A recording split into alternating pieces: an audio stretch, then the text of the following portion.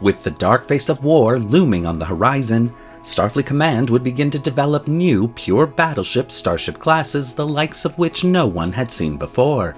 And one of these classes, the Yamato Class, would go on to become a symbol of peace rather than an instrument of war. But what do we know about this powerful starship class? Well, today we'll find out. Hello and welcome to another episode of Truth or Myth Beta Canon, a Star Trek web series that dives into the history of any given topic, using Beta Canon sources and my own imagination to fill in the gaps. In today's episode, we're taking a look at the Yamato Class as first seen in the 1999 PC game Star Trek Starfleet Command, and then in the year 2000 PC Star Trek game Klingon Academy, to better understand its place in Star Trek history. Well, good Trinaries, I've done it. After what seemed like millions of requests from you to cover this class, only for me to disappoint you with the statement that no usable 3D models existed, which prevented me from carrying out your wishes, I used my kit-bashing skills to finally bring this long-forgotten class back to life. So I hope you enjoy the model and the story. But as always, because this is just a beta canon video, all information relayed should pretty much be taken with a grain of stardust and only considered a little bit of Star Trek fun.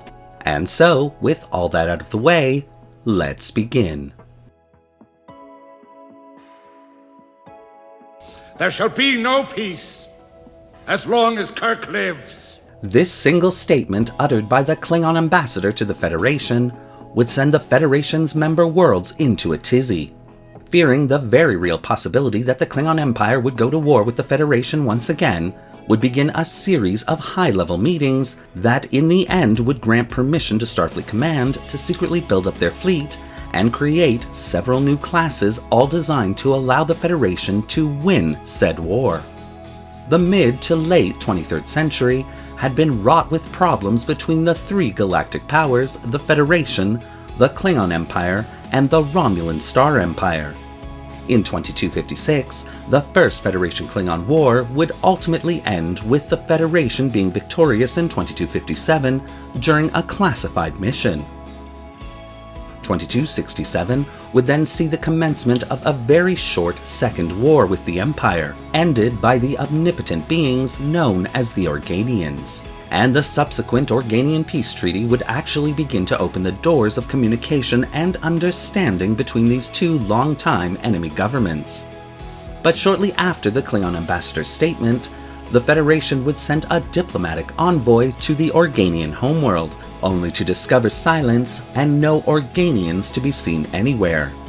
With skirmishes between the Federation and the Empire increasing, and no Organians to stop them, the question now for the Federation Council was how long could the Organian peace treaty last before it collapsed under the weight of Klingon aggression.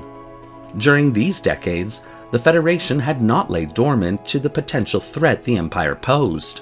In secret, Starfleet Command would keep its starship designers busy updating and creating starship designs that could only be considered pure battleships. Prevented from building fleets of such starships by again the Organian peace treaty, all Starfleet Command could do was continue to develop these designs, changing them with each technological innovation, and prepare for a just-in-case situation to arise. And now it had.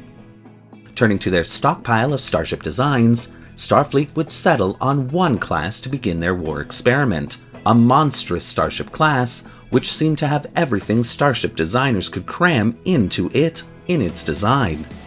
And in 2290, the Yamato Class would be born. Sitting at a length of 854 meters, the Yamato Class would be designed to be operated by 1,200 officers and crew members, with an additional complement of 500 specially trained fighter pilots. Based on the now revamped and refit Excelsior class, and containing a specially designed warp core, as well as 4 warp nacelles, the Yamato Class would have a standard safe cruising speed of warp factor 7.5, with an emergency maximum speed of warp 11 for 12-hour increments, all old warp scale speeds of course. Additional impulse engines would be added to the design's aft section to combat its bulky maneuvering disadvantage during regular spaceflight. Tactically, the Yamato class would be armed with 2 phaser cannon systems, contained within the Yamato class's roll bar, as well as the newly developed Assault phaser emitter banks. Capable of firing overcharged phaser bursts, this new phaser system had already been successfully tested in other Starship designs, though not yet regularly deployed throughout the fleet in this era. Both forward and aft photon torpedo launching systems would round out the weapons arsenal of this design, via weapons pods similar in design to those of the Miranda class. Shielding for the Yamato class would be standard for the time, though thanks again to its specially designed warp core, which had the ability to ramp up power output significantly, these shields could in fact sustain far more of a beating than any other Starfleet starship of the time. Intended as a carrier vessel, the Yamato class would have several fighter bays, all fully stocked with Starfleet Command's latest and most powerful fighter shuttles. Should an emergency retreat be required, rather than the time-consuming task of docking all of its fighters, several hull docking areas were designed so that the fighters could simply land on the ship itself and be taken with the starship into warp speed. 2 standard shuttle bays would be located in the aft section of the secondary hulls. Several expanded 25-person transporter rooms, as well as the normal 6-person type, were scattered throughout the starship at key locations and had site-to-site transport capabilities. During a red alert, instead of clogging the turbolift systems with fighter pilots attempting to head to their crafts, these pilots would instead enter a nearby mass transporter and simply beam to their destination. A great time saver, which could prove useful during sneak fleet attacks by the Empire. All in all, the Yamato class was truly a wonder to behold, and after a successful shakedown cruise, Starfleet would begin to construct this class in secret at classified locations throughout the Federation. Of course, events of the late 23rd century would also conspire to decommission this class almost before it had truly been launched. With the destruction of the Klingon moon Praxis in 2293, and faced with their own extinction, the Klingon Empire would turn to their old enemies, the Federation, for assistance, beginning a peace process that would take decades to finally cement, but one which would in general and overall see the Klingon Empire and the Federation become friends and valued allies, a sentiment which had been uttered by the Organians back in 2267. Eventually, we will. Oh, eventually you will have peace. It is true that in the future, you and the Klingons will become fast friends. You will work together.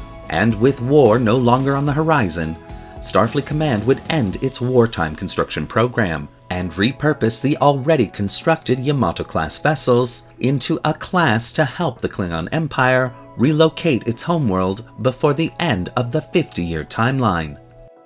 As a construction and civilian transport vessel, the Yamato Class would become something of a hero starship class to both the Klingon Empire and the United Federation of Planets, becoming, as another amusing irony, as great as Zefram Cochrane using a nuclear missile to usher in the age of peace for humanity. Created as a vessel class of war, only to be repurposed into the ultimate expression of peace, the Yamato class would serve both the Federation and the Klingon Empire with distinction and honor, earning this powerful class its valued place in Starfleet, Federation, and Klingon history. Thank you for watching today's episode of Truth or Myth Beta Canon. What do you think of the Yamato class and the historical narrative that I've created here? Do you want to see more videos like this one? Well, leave your comments in the section below. And don't forget to like the video and subscribe to the channel, hitting that little bell icon so you won't miss a single video we release. Want to help the channel build a lasting peace with the help of wartime starship classes? Then consider becoming a channel patron, a major help that allows this channel to purchase resources and 3D models to keep it going. The link to our Patreon account is in the description below. Thanks again for watching. Live long and prosper.